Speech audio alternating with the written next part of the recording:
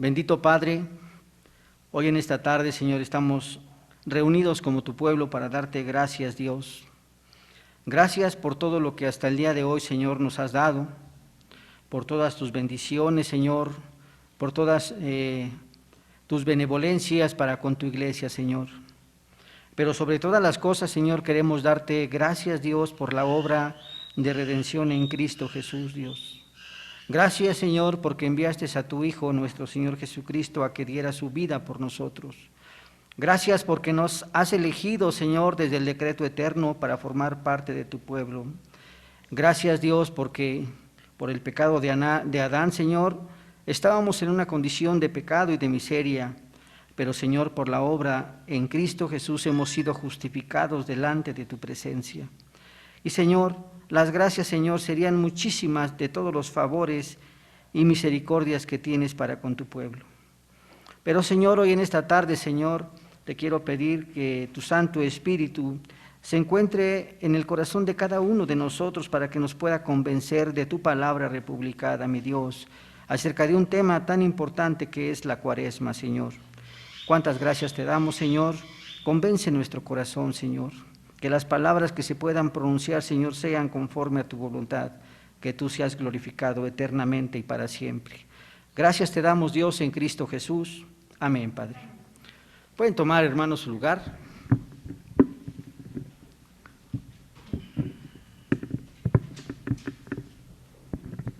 Ahí está. Estaba un poquito alto. Bien, vamos a continuar, hermanos. Bueno, no, hermanos, cierto. Si nosotros nos damos cuenta, hermanos, nosotros sabemos de una forma muy clara que la Iglesia de la Reforma siempre se ha distinguido por llevar un orden correcto. Siempre se ha distinguido la Iglesia de la Reforma por ser una iglesia ordenada. Y en especial, hermanos, con respecto a la liturgia en el amplio sentido, no solamente en el área cúltica, sino la liturgia en todas las áreas de nuestra vida, porque precisamente la liturgia es un servicio a Dios. No solamente servimos a Dios en el área cúltica o eclesiástica, sino servimos a nuestro Dios en todas las áreas de nuestra vida. Bien, entonces la Iglesia de la Reforma se ha distinguido de una forma muy clara por ser una iglesia completamente ordenada. Bien, y nosotros como Iglesia reformada tenemos un calendario litúrgico. Ese calendario litúrgico, bueno, deberíamos nosotros todos comprenderlo, saber qué es lo que se celebra en las diferentes épocas del año y que, bueno, empieza con el Adviento, continúa por el nacimiento de nuestro Salvador, nos presenta la Epifanía, nos presenta la Cuaresma, nos presenta la semana de la pasión de nuestro Señor Jesucristo, nos presenta también la resurrección y también el Pentecostés. Pero debemos comprender, hermanos, que muchas iglesias que se dicen que son reformadas ni siquiera mencionan el calendario litúrgico. Cuanti menos van a festejar las celebraciones que se encuentran en este calendario litúrgico. Y en especial el día de hoy vamos a tocar un tema que es importante y que ha sido distorsionado, hermanos, por muchas iglesias, y me estoy refiriendo al término de la Cuaresma. Muchas iglesias no lo celebran, hermanos, porque piensan que esta celebración es una celebración romana. Bueno, la Iglesia romana lo celebra, pero lo celebra de una forma incorrecta. Debemos de ver cuál es la forma o la posición que tiene la Iglesia romana. Pero lo lamentable es que hay muchas iglesias que se dicen que son reformadas y que no celebran este periodo de Cuaresma. Bien, por tal motivo, hermanos, este día vamos a dar un pequeño paréntesis a las exposiciones que venimos desarrollándose acerca de los cánones de Dort. Y vamos a hablar un poquito acerca de la Cuaresma, para que la Iglesia comprenda qué es lo que nosotros debemos hacer en este periodo de Cuaresma.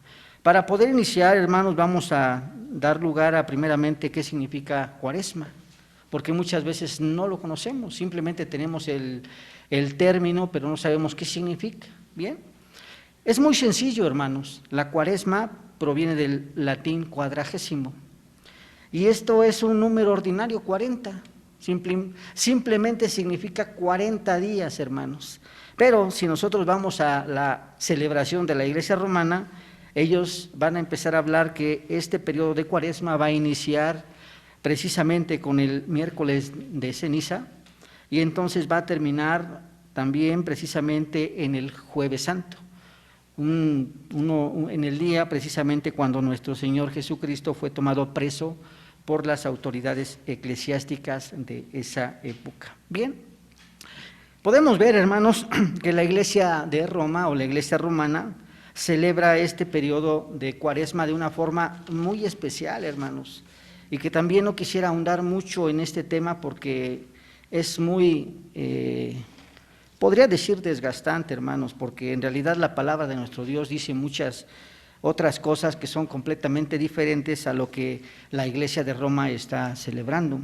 La Iglesia de Roma lo que está haciendo es que en este periodo de Cuaresma que ellos tienen, es un periodo de 40 días, ellos hacen unos grandes ayunos, ayunan de una forma muy especial los viernes, los domingos, etcétera, ¿no? Dependiendo de la iglesia o del lugar donde se encuentren, son los ayunos que hacen estas iglesias. También hay unas largas horas de la mañana hasta la noche, ¿no? Pero también en este periodo de Cuaresma la Iglesia de Roma lo que hace es se abstiene de comer carne. ¿Tendrán algún sustento escritural? ¿Por qué la Iglesia no come carne? Bueno, vamos a ver lo que dice la palabra de nuestro Dios, pero también hacen una gran lista de penitencias, todas aquellas cosas que son agradables al hombre, lo dejan de hacer, simplemente como una penitencia para poder alcanzar el favor de Dios. Bien, pero como le decía, hermanos, el propósito no es ahondar en lo que la Iglesia de Roma está haciendo en este periodo de Cuaresma. El propósito es qué es lo que debería de celebrar la Iglesia de la Reforma, qué es lo que nosotros debemos de desarrollar o que debemos de celebrar en este periodo de Cuaresma. Bien, quisiera hacer un pequeño desarrollo, hermanos, acerca de cómo se ha ido desarrollando la Iglesia en 3 periodos que nosotros conocemos de una forma muy clara, hermanos. Primero, el periodo de la Iglesia apostólica. Segundo, el periodo de la Iglesia media. Tercero, el periodo de la Iglesia de la Reforma. Y entonces esto nos llevará a que nosotros comprendamos qué es lo que nosotros vamos a celebrar en este periodo de Cuaresma. Vamos a ver cómo se ha ido distorsionando de una forma, podríamos decir, espectacular la Iglesia del Señor. Bien, comenzando primeramente con la Iglesia apostólica, dice la palabra de nuestro Dios en el libro de los Hechos, capítulo número 2, versículos del 41 hasta el 47, hermanos, dice la palabra de nuestro Dios. Así que los que recibieron su palabra fueron bautizados y se añadieron aquel día como 3,000 personas a la iglesia. El contexto en el cual está hablando el libro de los Hechos es precisamente cuando el apóstol Pedro estaba dando un discurso después del derramamiento del Espíritu Santo. Y en este versículo está diciendo, así que los que recibieron la palabra de Dios por medio de Pedro, dice, fueron bautizados y se añadieron aquel día como 3,000 personas a la iglesia. Sigue diciendo la Escritura. Y perseveraban en la doctrina de los apóstoles, en la comunión unos con otros, en el partimiento del pan y en las oraciones. Versículo 44. Todos los que habían creído, cuando Pedro les predicó la palabra de Dios, dice que todos los que habían creído estaban juntos y tenían en común todas las cosas. Había todo en común en esa época de los apóstoles. Y versículo 45, y vendían sus propiedades y sus bienes y lo repartían a todos según la necesidad de cada uno. Versículo 46, y perseveraran unánimes cada día en el templo, partiendo el pan, y perseverando unánimes cada día en el templo, y partiendo el pan en las casas, comían juntos con alegría y sencillez de corazón. Versículo 47, alabando a Dios y teniendo favor con todo el pueblo, y el Señor añadía cada día a la iglesia los que habían de ser salvos. En esta parte de la Escritura, en el libro de los Hechos, capítulo número 2, de los versículos que nosotros acabamos de leer, nos estamos dando cuenta de una forma clara, y la Escritura nos los está mencionando, la forma como la iglesia adoraba, la iglesia apostólica. Era muy sencilla. Primeramente dice la Escritura que perseveraban en la doctrina de los apóstoles. ¿Qué entendemos por la doctrina de los apóstoles? Lo que los apóstoles les enseñaban a la iglesia. Pero esa doctrina que recibieron los apóstoles provenía directamente de nuestro Señor Jesucristo, porque nuestro Señor Jesucristo instruyó de una forma personal a los apóstoles por 3 años, hermanos. Pero la misma palabra de Dios dice que nuestro Señor Jesucristo, su doctrina provenía de Dios, de tal manera que la doctrina de los apóstoles provenía directamente de Dios. Entonces, la iglesia apostólica tenía una doctrina que provenía directamente de Dios, hermanos. Veamos lo que enseñaban en ese tiempo las iglesias, hermanos, la palabra de verdad. Segundo, también está diciendo que ellos tenían comunión unos con otros. Era una iglesia que estaba completamente organizada, una iglesia que se amaba, que se sabía las necesidades que había uno con otro, hermanos. Si alguien tenía algún problema, alguna dificultad, como iglesia, hermanos, dice que tenían todas las cosas en común. También dice la palabra de Dios que perseveraban en las oraciones. Como hace rato nuestro hermano Aarón estaba diciendo que la oración se ha dejado en la iglesia y la hemos hecho a algún lado. Y veamos cómo la iglesia apostólica dice que perseveraba en las oraciones. Había una gran cantidad de oraciones de parte de los hermanos pidiendo el favor de Dios, las bendiciones de Dios y la ayuda de Dios. Pero también estaba diciendo la palabra de Dios que toda la iglesia estaban con alegría y con sencillez de corazón. No había soberbia, hermanos, en ese tiempo en la iglesia del Señor, sino que alababan al Señor con toda alegría, con todas sus ganas, porque sabían a dónde iban cuando se juntaban para poder glorificar el nombre de Dios, hermanos. Venimos este tiempo a adorar al Señor porque hemos recibido todas las bendiciones hasta el día de hoy de nuestro buen Dios. Y muchas veces en este tiempo, hermanos, les decimos a los hermanos que vengan a la iglesia y parece como si los estuviéramos ofendiendo, hermanos. Porque no alcanzan a comprender, hermanos, que venir a la iglesia es una bendición, porque tenemos un encuentro con nuestro Dios. Aunque ellos dicen, podemos encontrarnos con Él todos los días de la semana. Claro, hermanos, pero este es el momento nuclear de la celebración cúltica, de la celebración eclesiástica, cuando la iglesia se junta, se reúne para poder glorificar el nombre de nuestro buen Dios, hermanos. Por eso dice la iglesia, el libro de los Hechos, que estaban todos con alegría y con sencillez de corazón, porque sabían las bendiciones que habían recibido de Dios. Y entonces podemos ver las consecuencias que trae por obedecer las leyes de Dios. Dice, alababan a Dios y tenían el favor con todo el pueblo, y el Señor bendecía a la iglesia, añadiendo a su pueblo aquellos que el Señor había elegido. Estas son otras palabras, estoy parafraseando lo que dice la palabra de Dios, porque la palabra de Dios dice, el Señor añadía cada día a la iglesia los que habían de ser salvos. El Señor bendecía a la iglesia, tenía el favor Dios sobre su iglesia y traía a las personas que habían sido elegidas. Veamos cómo era la liturgia o la adoración cúltica, eclesiástica del pueblo de Dios en la época apostólica. Completamente escritural, completamente teocéntrica, había unión como iglesia, había compañerismo. No sé, todo eso lo podemos sacar de lo que dice la palabra de Dios en el libro de los Hechos, hermanos. Todo pinta muy bien, hermanos, en el libro de los Hechos, a pesar del pecado. Pero podemos ver, hermanos, ahora la iglesia en el periodo de la Edad Media. Debería de haber continuado correctamente desarrollándose la iglesia. Pero el problema, hermanos, que nosotros encontramos es la dureza del corazón del hombre, el pecado que hay en el hombre, hermanos. Nosotros podemos ver en la iglesia de la Edad Media, hermanos, los problemas que ahora tuvo la iglesia del Señor. ¿Por qué? Podemos ver, hermanos, que esta iglesia apostólica, desarrollando una liturgia correcta, duró muy poco tiempo. Porque antes de que llegara a la iglesia de la Edad Media, hermanos, vean, la iglesia patrística, que es la que sigue después de la iglesia de los apóstoles, empezaron a añadir a la liturgia venerar a aquellos apóstoles que habían sido muy buenos, como que para que ya iban hacia algún lado, ¿no, hermanos? Como que ya iban hacia una dirección.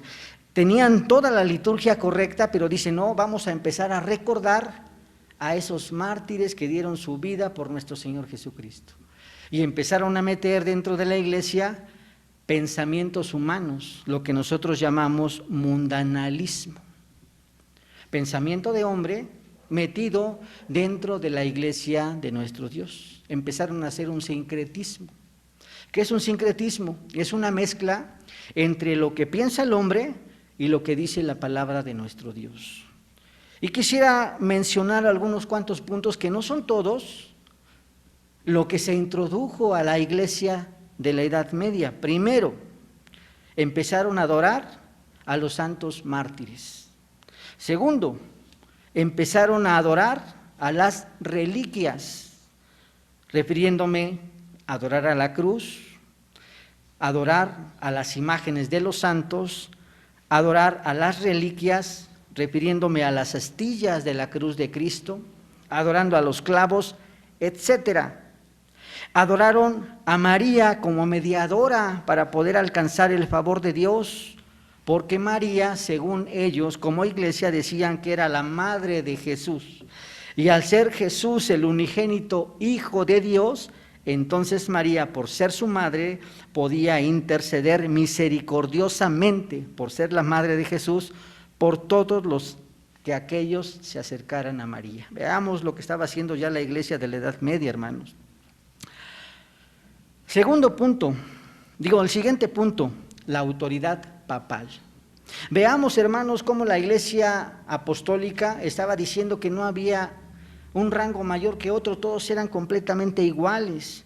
Dice que todos estaban unánimes, con alegría, con sencillez de corazón, con gozo. No había una distinción de rangos dentro de la iglesia del Señor.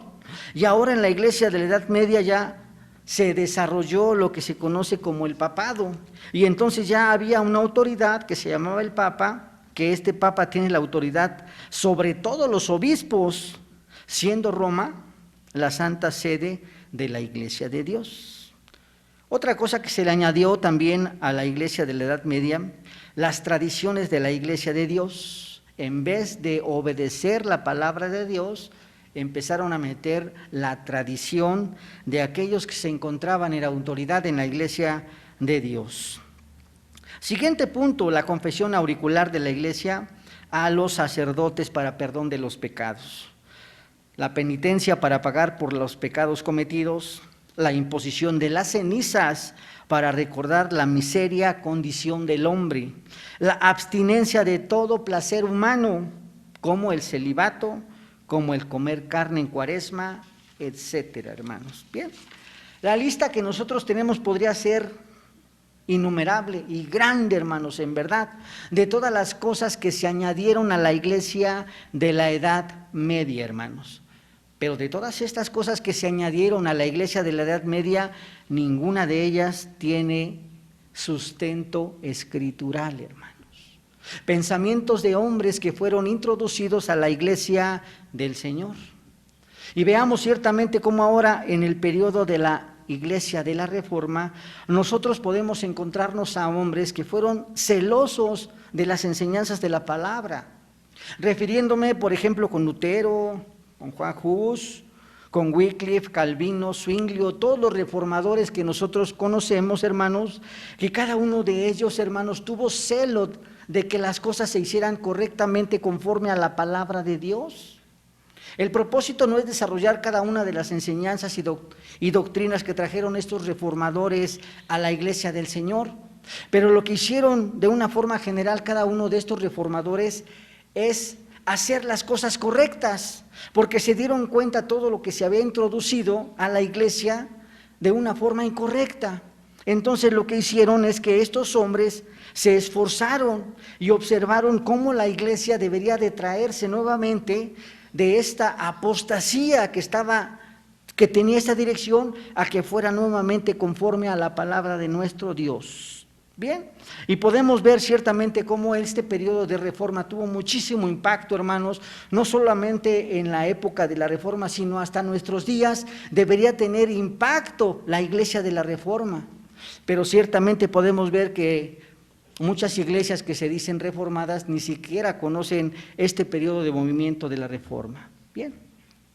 Pero podemos ver, hermanos, ahora comprender un poquito más, hermanos, acerca de por qué la iglesia de Roma o la iglesia romana celebra de esta forma este periodo de la Cuaresma, por todos los problemas mundanos que fueron introducidos dentro de la iglesia de Roma. Uno de ellos fue precisamente la imposición de la ceniza que se le da pues a sus feligreses, ¿no?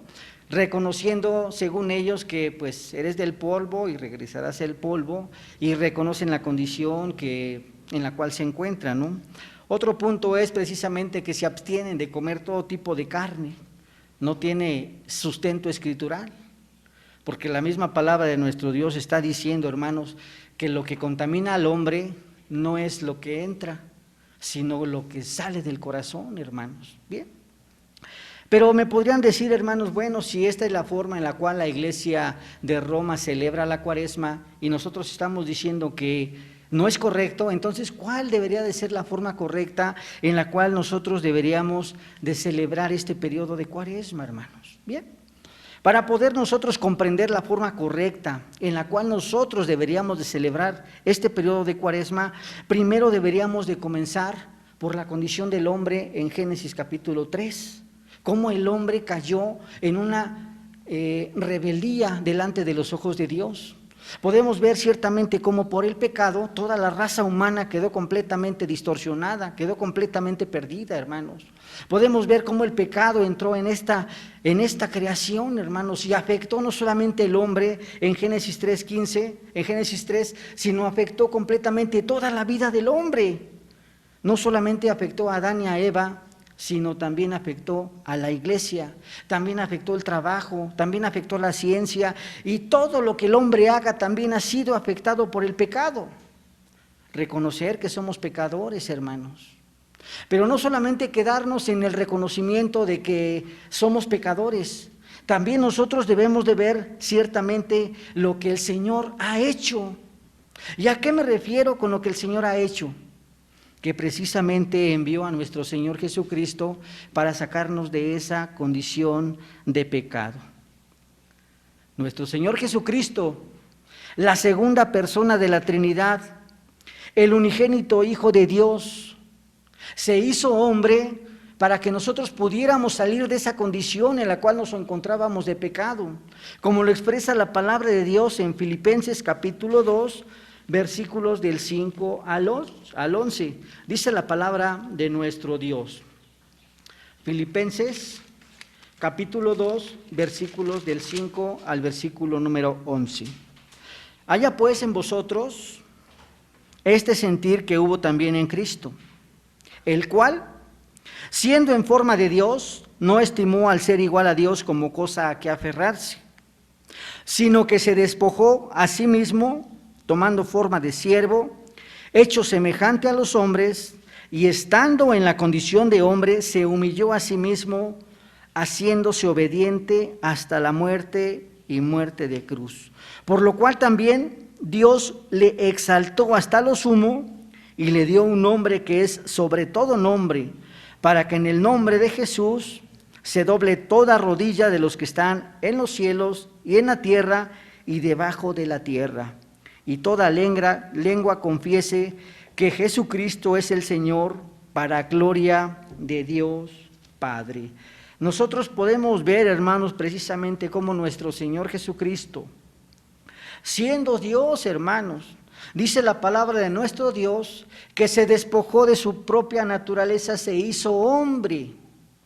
Pero tiene un propósito que nuestro Señor Jesucristo se haya hecho hombre. Primero mencionamos la prueba que pasó el primer hombre, Adán. no pudo pasar la prueba. Dios le había dicho de una forma clara a este primer hombre: el día que comieres de ese árbol ciertamente morirás. El catecismo, la confesión de fe, hermanos, dice de una forma clara que el primer hombre fue creado justo, santo y con conocimiento, pero con la capacidad de transgredir la ley de Dios. Eso no implica que Dios haya creado el pecado, no, en ninguna manera, sino hace responsable al hombre de pecar, porque el hombre estaba capacitado para violar la ley de Dios.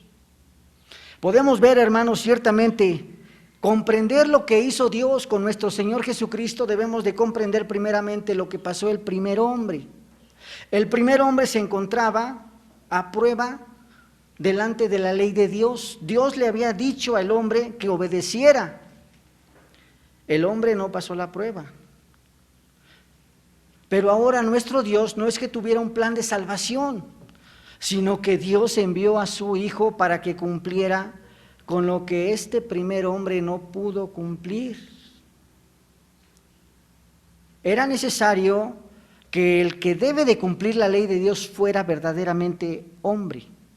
Nos encontramos a nuestro Señor Jesucristo despojándose de su naturaleza divina, naciendo en esta temporalidad, en una condición completamente humana, como hombre. En el pasaje de la Escritura que nosotros acabamos de leer, nos encontramos precisamente con la tentación de nuestro Señor Jesucristo. Se hace una comparación, hermanos, entre lo que padeció Adán y lo que padeció nuestro Señor Jesucristo. Dice la palabra de nuestro Dios en el Mateo capítulo 4, versículo 1. Entonces Jesús fue llevado por el Espíritu al desierto para ser tentado por el diablo. Podemos hacer una comparación entre lo que pasó a Adán y lo que estaba pasando a nuestro Salvador, que de la misma forma tanto uno como otro estaban pasando una prueba que Dios les estaba poniendo. Primeramente Adán, que no la pasó, como dicen los jóvenes, reprobó. Y ahora se encontraba nuestro Señor Jesucristo siendo o poniéndose a prueba. Nosotros leemos este pasaje de la Escritura como Satanás se presenta delante de nuestro Señor Jesucristo para probarlo. Primero nos está diciendo que en su condición de hombre nuestro Señor Jesucristo sintió hambre como cualquier otro hombre, porque era un hombre como nosotros, hermanos. La condición de Jesús era verdaderamente hombre, y de ahí se agarró Satanás y le dijo, no solo le dijo, dice, si eres hijo de Dios, di que estas piedras se conviertan en pan. Y él le respondió, escrito está, no solo de pan vivirá el hombre, sino de toda palabra que sale de la boca de Dios. La condición en la cual se encontraba nuestro Señor Jesucristo en el momento de estar pasando la prueba que Dios le estaba poniendo, porque la misma palabra de Dios dice que nuestro Señor Jesucristo fue llevado por el Espíritu al desierto para poder ser tentado. Podemos ver ciertamente cómo Dios lo estaba poniendo a prueba a nuestro Señor Jesucristo. Siendo verdaderamente hombre, después de haber pasado 40 días sin probar alimento, era obvio que tuviera hambre. Y de ahí Satanás agarró y le dijo, si eres Dios, di que estas piedras se conviertan en pan. Pero Satanás no sabía que nuestro Señor Jesucristo se encontraba en la condición de hombre. Segundo, está diciendo, la palabra de nuestro Dios dice que entonces el diablo lo llevó a la santa ciudad y lo puso sobre el pináculo del templo y le dijo, si eres hijo de Dios, échate abajo, porque escrito está, a sus ángeles mandará acerca de ti y en tus manos te sostendrá para que no tropiece tu pie en piedra. Jesús le dijo, escrito también está, no tentarás al Señor tu Dios. Dice la palabra de Dios que aunque nuestro Señor Jesucristo sabía que Él era Dios, no por el conocimiento que Él tenía de que era Dios iba a atentar a su Padre. Él sabía que la responsabilidad de nuestro Señor Jesucristo era obedecer la palabra de Dios, era servir y obedecer a su Padre. Él sabía a qué venía a esta creación, mas no precisamente para poder tentar a Dios y en los momentos difíciles en los cuales se encontrara nuestro Señor Jesucristo, decirle a Dios, ven y ayúdame, porque Satanás le estaba diciendo, pues aviéntate. Sabemos que tú eres el Hijo de Dios y entonces mandará a sus ángeles y te sostendrán en su mano para que no toque tu pie en piedra. Nuestro Señor Jesucristo le dijo, no voy a tentar a mi Padre, porque ciertamente no lo debo de tentar por amor a Él mismo. Aunque yo soy, parafraseando la Escritura, aunque Jesús era Dios mismo, pero también era hombre, hermanos. Pero sigue diciendo la palabra de Dios. Entonces entonces otra vez le llevó el diablo a un monte muy alto y le mostró todos los reinos del mundo y la gloria de ellos y le dijo, todo esto te daré si postrado me adorares. Entonces Jesús le dijo, vete Satanás, porque escrito está, al Señor tu Dios adorarás y a Él solo servirás. Veamos lo que estaba haciendo Satanás. Satanás le estaba presentando todos los reinos que hay en esta tierra. De una forma muy, podríamos decir, inocente. Satanás le dijo, velos, todo esto yo te voy a dar. Pero lo que Satanás no sabía, y a lo mejor no lo tenía presente Satanás, es que todo lo que existe en esta creación le pertenece a nuestro Señor Jesucristo. El hermano de Graf, en el libro del Pueblo de la Promesa, dice, con respecto al libro de Génesis, capítulo 1 de la creación, que es el establecimiento del reino, donde todo lo que ha sido creado, todo lo que ha sido formado, pertenece al reino de Dios, donde nuestro Señor Jesucristo es el Rey de este reino, y donde nosotros somos ciudadanos del reino, hermanos. Entonces veamos lo que estás diciéndole Satanás a nuestro Señor Jesucristo. Todo lo que ves te lo voy a dar. Jesús ni siquiera le responde de una forma, pues, de una forma sencilla, le dice, hazte a un lado.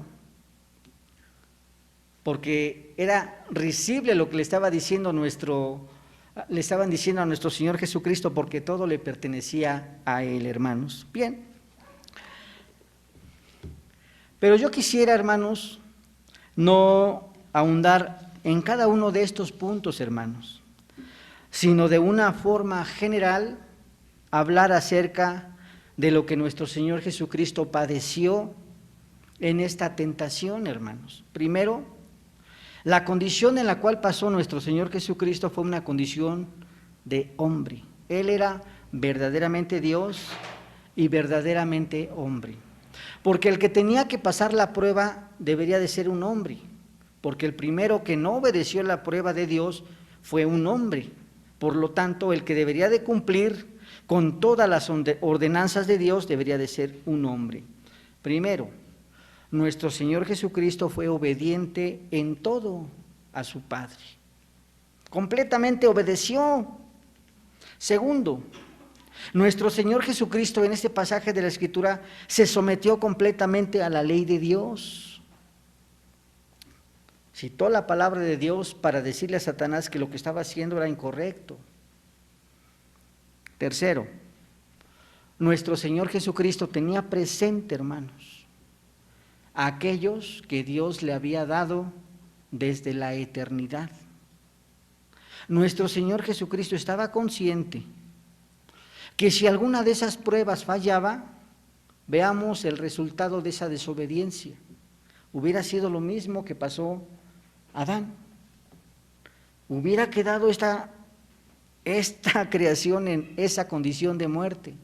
Pero entonces podemos ver que nuestro Señor Jesucristo, por amor a sus elegidos, por amor a su pueblo, por amor a aquellos que Dios le había dado desde la eternidad, soportó esas pruebas de Satanás, hermanos. Y sobre todas las cosas, hermanos, se estaba cumpliendo lo que Dios le dijo a los primeros hombres en Génesis 3:15, lo que llamamos el protoevangelio. Recordemos cuáles fueron las palabras que Dios le dijo a los primeros hombres en Génesis capítulo 3, versículo número 15. Y pondré enemistad. Y entonces les sigue diciendo, la simiente de la mujer, que es nuestro Señor Jesucristo, aplastará a la simiente de la serpiente, que es Satanás. En el momento cuando nuestro Señor Jesucristo cumplió con esta tentación, que Dios mismo lo llevó al desierto para ser tentado por Satanás y pasar por las pruebas, en ese momento nuestro Señor Jesucristo estaba aplastando la cabeza de Satanás, le estaba quitando toda autoridad a Satanás. Y ahora podemos ver, por lo que hace nuestro Señor Jesucristo, nosotros somos justificados y somos quitados de esa condición de pecado. Leemos en la palabra de Dios que la obra de redención continúa de una forma clara. Podemos ver cómo de ahí empieza su ministerio nuestro Señor Jesucristo y se fue a los gentiles y empezó a hacer milagros, empezó a hablar con autoridad, empezó a hablar del evangelio del reino, hasta llegar al punto en que nuestro Señor Jesucristo debería de ser muerto en la cruz del Calvario, hermanos.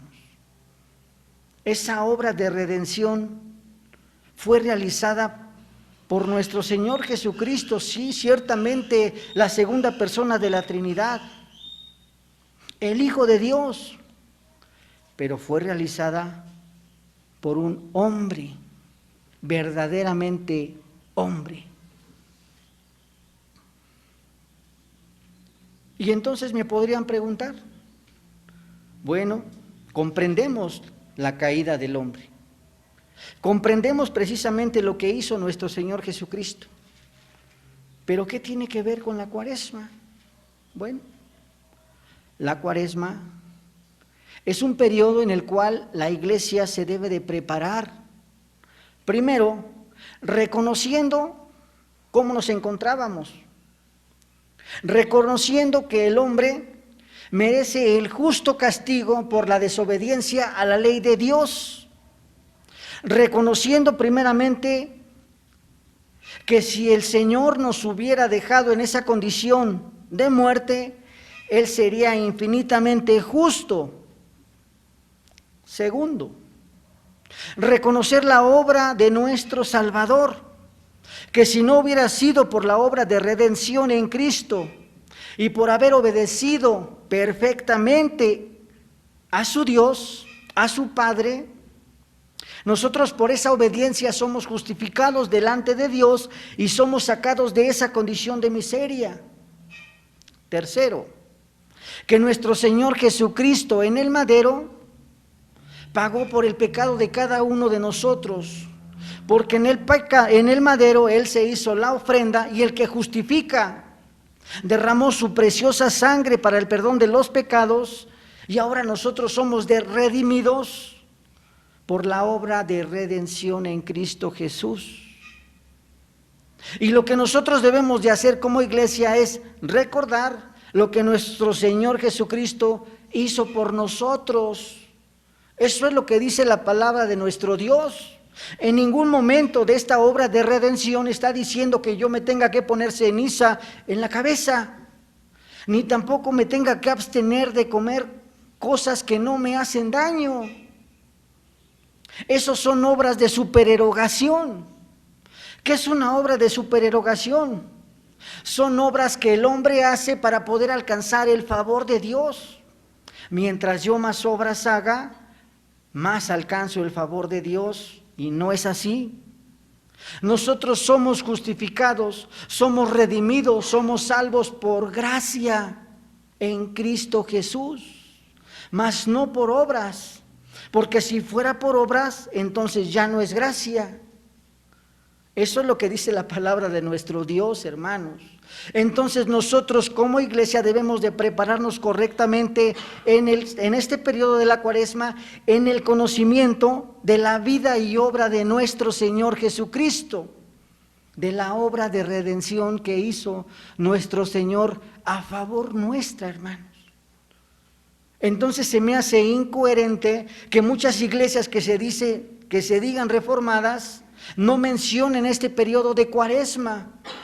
Este periodo de Cuaresma es un periodo en el cual debería de conocer la iglesia lo que hizo nuestro Señor Jesucristo por su iglesia, por su pueblo.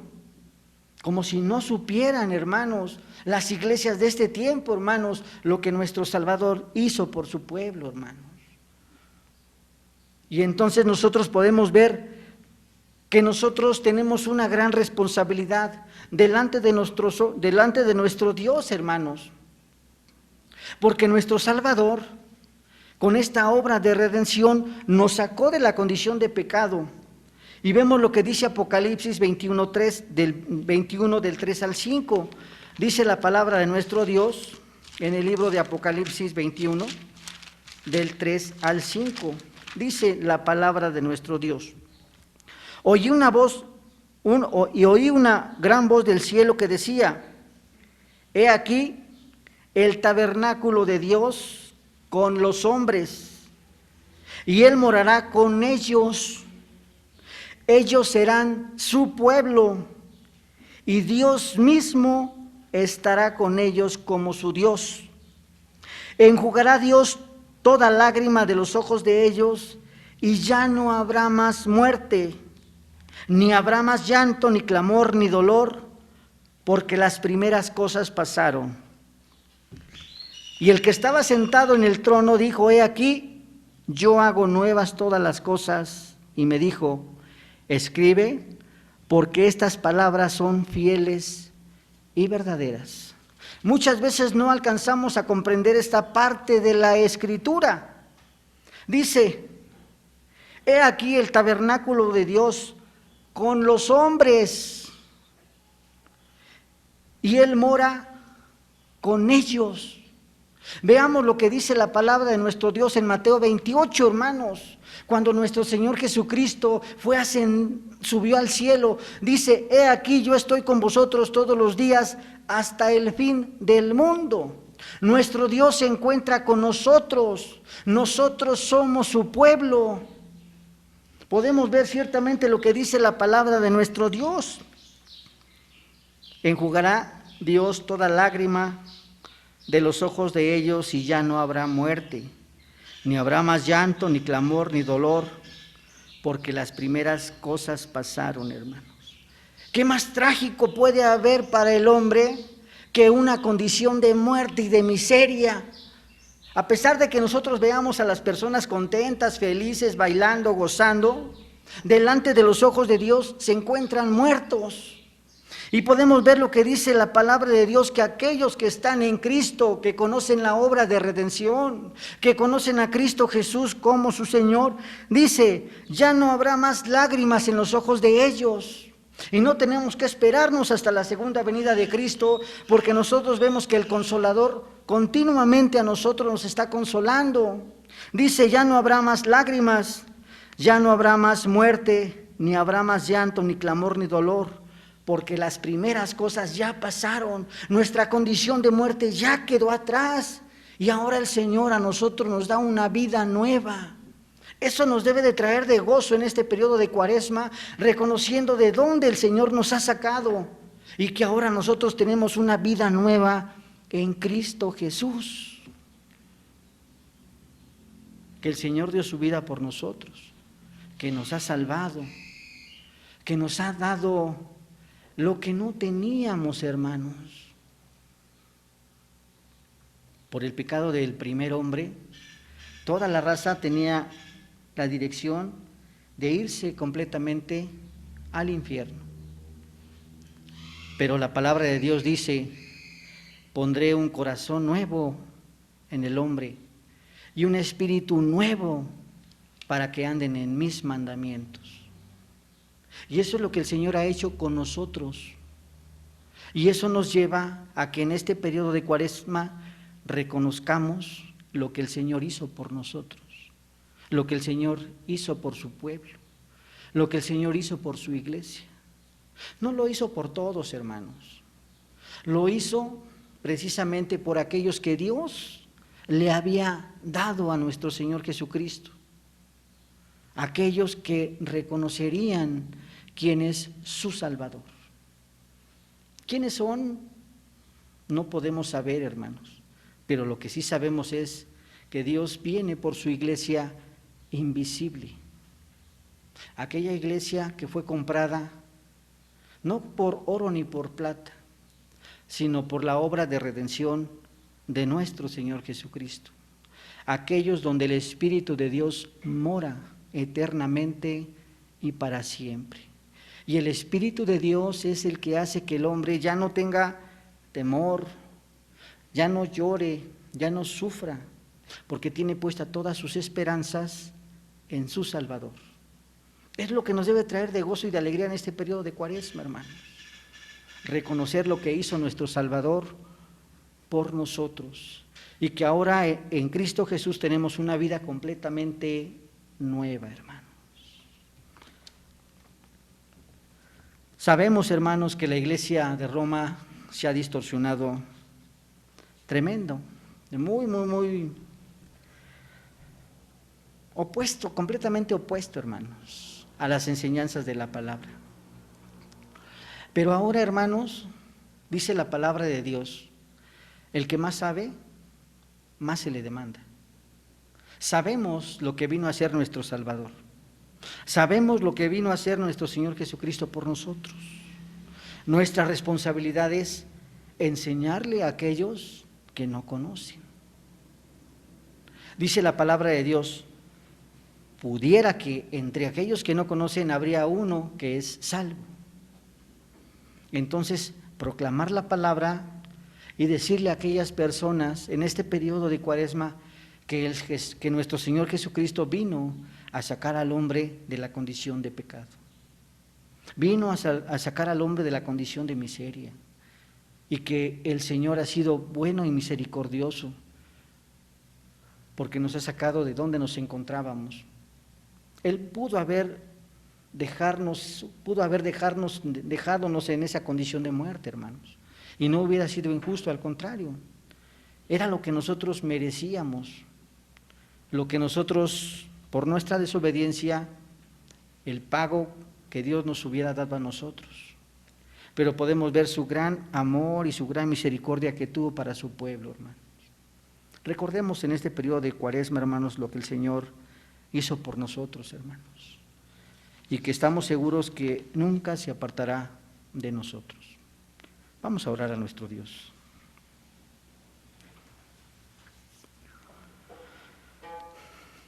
Nuestro buen Dios, hoy en esta tarde, Señor, queremos darte gracias. A veces no tenemos palabras, Señor, para decirte cuán agradecidos estamos por todo lo que has hecho por nosotros. Pero tú pesas el corazón del hombre, Dios. Nuestras palabras, Dios, a veces se quedan muy cortas, Dios.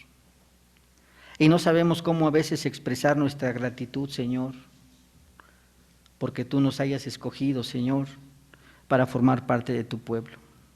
Gracias, Dios. Hoy en esta tarde, Señor, te quiero pedir que tu Santo Espíritu convenza el corazón del hombre, para que en este periodo de preparación, Señor, que es el periodo de Cuaresma, Señor, tu iglesia pueda ser instruida correctamente, Señor, en la obra de redención en Cristo, Padre, en lo que nuestro Señor Jesucristo hizo por su pueblo, en todo lo que vivió nuestro Salvador en esta tierra, Dios. Y seguros estamos, Dios, que todavía hasta el día de hoy, Señor, Él sigue viendo por nosotros, Padre. Cuántas gracias te damos, Dios. Convence el corazón de tu iglesia de tu pueblo, Señor. Y que nuestra alabanza, Señor, sea en un continuo agradecimiento a ti, Padre. Gracias te damos en Cristo Jesús. Amén, Padre.